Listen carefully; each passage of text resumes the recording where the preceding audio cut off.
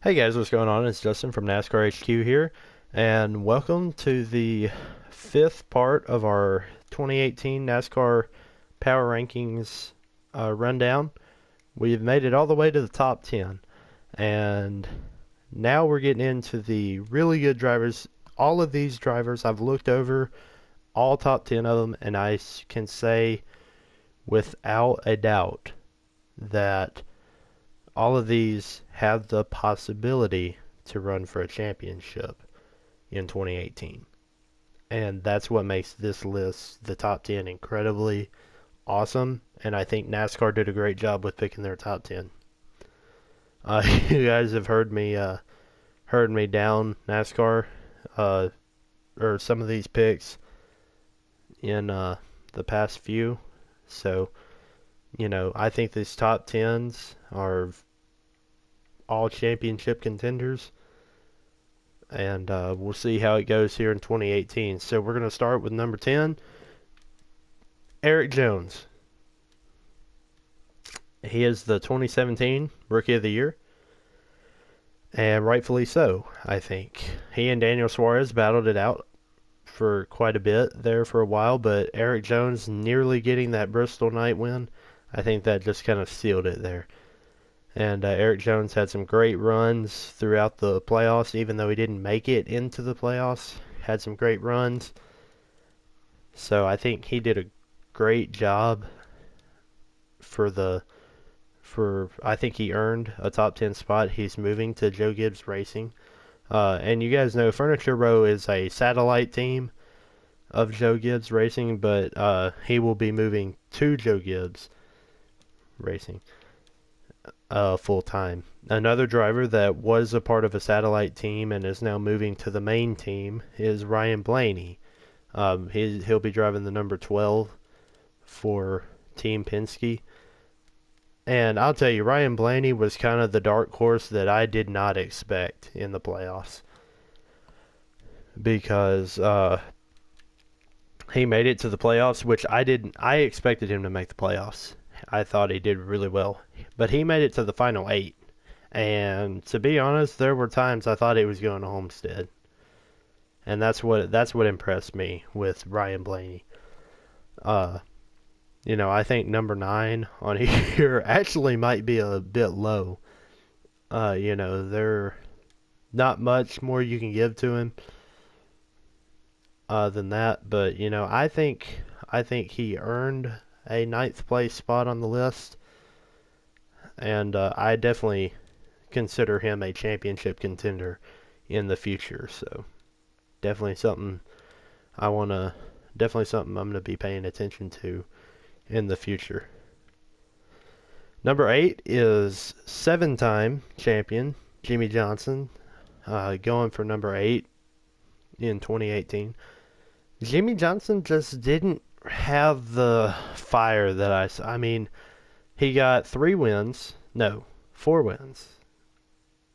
I believe it was 4. 3 or 4. Sorry guys, it's so hard to keep up with all these. I'm going to have to, when we go into the 2018 season, I'm going to have to keep a list of who's won how many races and who's won what races. But nonetheless, Jimmie Johnson, I just didn't see what I usually see from him, usually in the summer, Jimmie Johnson lights a fire. I don't know what it is, but he just usually lights a fire into himself, and I just didn't see that this year from him. But we've seen off years from Jimmie Johnson before. 2015 was one of those, and even 2016 was not his greatest year, but he made it to the Final Four and won a championship. So, if Jimmie Johnson makes it to Homestead, you better bet he's going to be fighting for a championship. And, he's one of those you can never, ever count out, and that's just kind of who he is as a driver. So, I respect him for that. And number 7 is Brad Keselowski.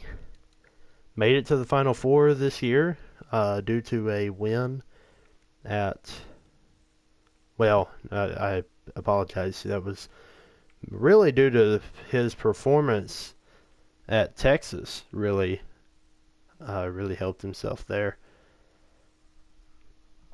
I don't know. I think Brad Keselowski deserves a shot at a second title. I think he earned that in 2017, but in at Homestead he just didn't show that really to me. Like he just didn't. He made it to Homestead, and that's incredible. I mean, anyone who can make it all the way through the playoffs and make it to Homestead is great. But I think seventh place is kind of where I'd put him on the power rankings too. I don't think he was top four overall this year, and due to that, I think he slipped a bit. And you know, if you go back to Homestead, three of the four championship contenders, I'd say, had a legitimate shot at winning the title, and there was one that didn't, and that was Brad Keselowski. So, moving on, we're going to go to number 6, Denny Hamlin.